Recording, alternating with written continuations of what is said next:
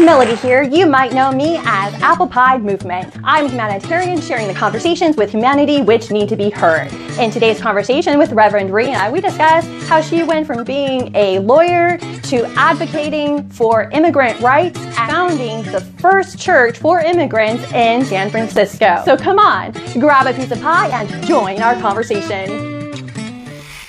So what compelled you to found your organization and to reach out to Latin immigrants?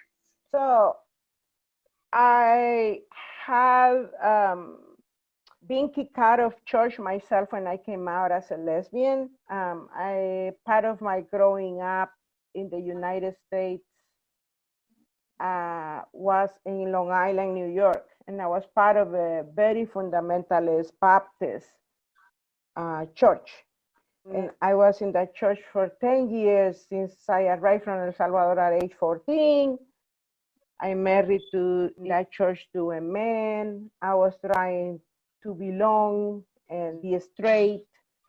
And when I came out, it was clear to me I couldn't belong to that church anymore, although that church had been my home. And so after I finished seminary, many years later, in my heart, I had the idea that if I was going to become ordained, I was going to become ordained, create a church that was needed not just for me, but for many people who might have experienced the same. And so I knew there was a need for that.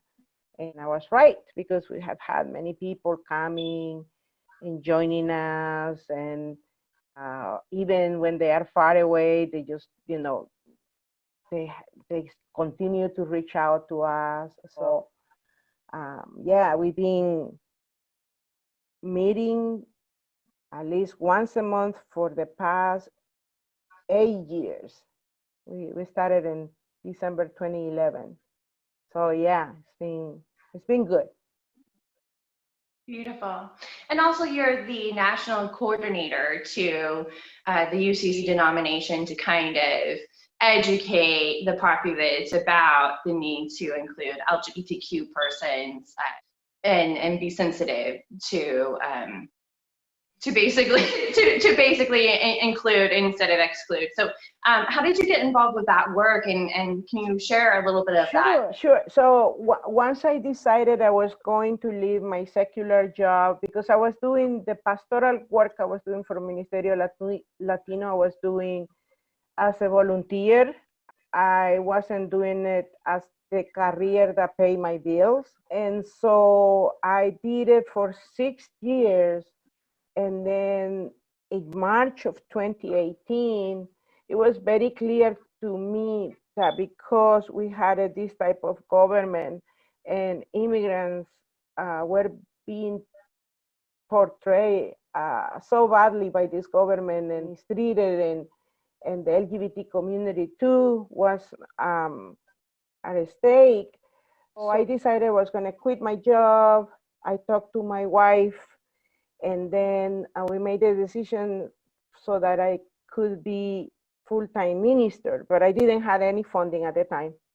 So I started, doing grant writing, trying to find ways to support myself, some consulting on the side, and then this opportunity with the national office of the denomination I belong to came along. It was it's a part-time, but it's really good because it complements all the fundraising I need to do, and it aligns really well with the work I do locally. So nationally, the work I need to do is to create educational materials and also presentations that open other Latino churches, Spanish-speaking churches, to understand that LGBTQ siblings need to be included. So my job is to make other churches like the one I lead happen. And then the other piece of my work is, because many Latinos and UCC churches belong to white churches, the other piece of my work is to have the white churches understand how to embrace those Latinos within their ranks fully. And so that's the other piece of my job. So it's a really good extension of the work I wanted it to be doing as a pastor. And how do you achieve getting white churches to accept and incorporate LGBTQ persons and minority persons and groups from a biblical perspective? So the white churches, they most of the UCC white churches are open and affirming in one way or another to the LGBT community. The opening there needs to happen of more multicultural people. So that's the opening. For the Spanish-speaking churches, for the Latino churches, those are the ones that need to open the doors to LGBTQ. And for those, it's just starting the conversation. Why is it that it's needed? Why is it that you need to? It's a matter of the death and life. Many people, upon feeling rejected, are more prone to commit suicide, especially if they are very young. And so it's a matter of death and life and extending God's love. So, you know, that's the hope that they will listen to this message.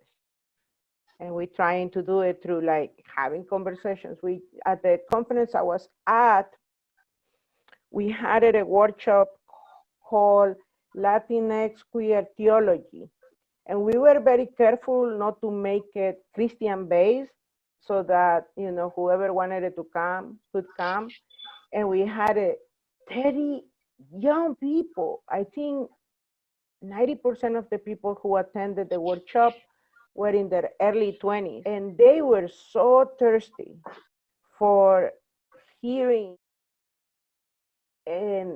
each other, and also to have a space where they could talk about how their faith is important, but how religion has hurt them. It was really beautiful. We spent 90 minutes and we had to extend it another 30 minutes because people just had so much.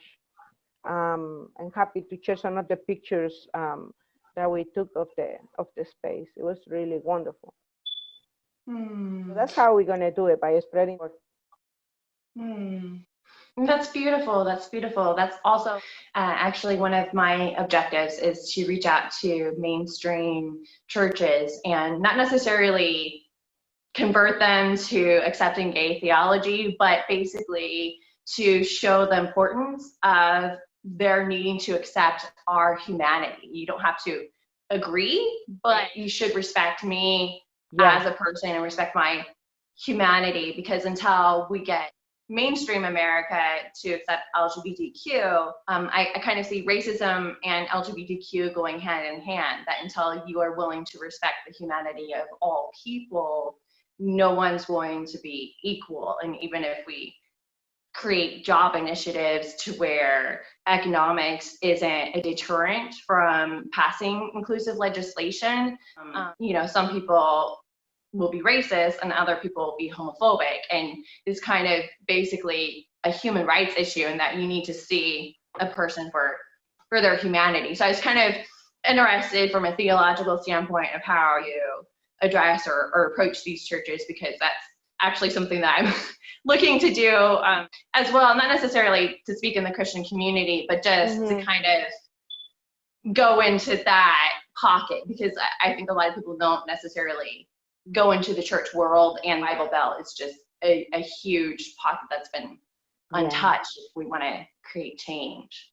So are there any scriptures that you do use or that you run into, or have you faced any hostility or pushback from your work?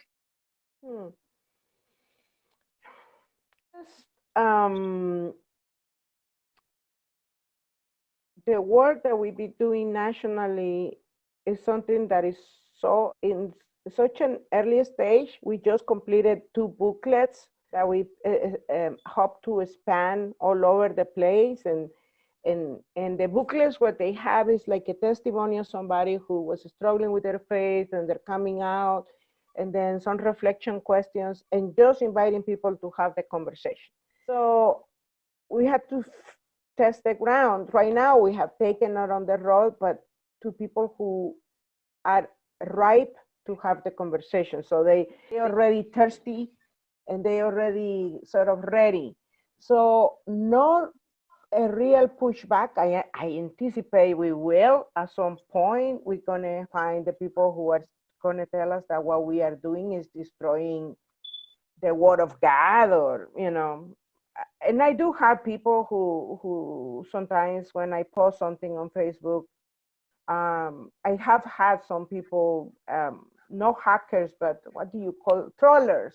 People troll my page and put really nasty stuff. So I have had that kind of attention, but so far that's, you know, how it goes. Yeah. So if there's one message or one opportunity that you're presented with where you could share to communities that traditionally disown their LGBTQ family members based on cultural or religious reasons, because here in Los Angeles, that's a major problem with the sex worker population, is that most of the queer kids, they've been disowned culturally or religiously by their family members. And that's what I'm thinking of reaching out to churches and to mainstream to kind of help that subside.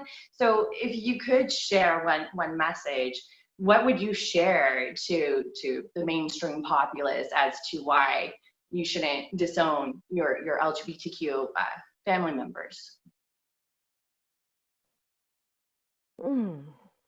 Well, first, the people that came into your life as your children, they didn't ask to come to this world. You brought them. And because you brought them, you made a commitment to love them, no matter what. So I just cannot understand turning your back on, you know, someone you wanted it to come into your family, into your world, and turning their back on them. So the message is always going to be, and not just from the Christian perspective, but any faith tradition, any type of philosophy is going to base on love, on the understanding that you can only be happy if you are providing a space for a person to be their authentic self. It's no other way around it. Thank you, everyone, for joining us for another ApplePie TableTalk. And thank you, Reverend Rhina, for joining us. I appreciate you. Thank you very much. And just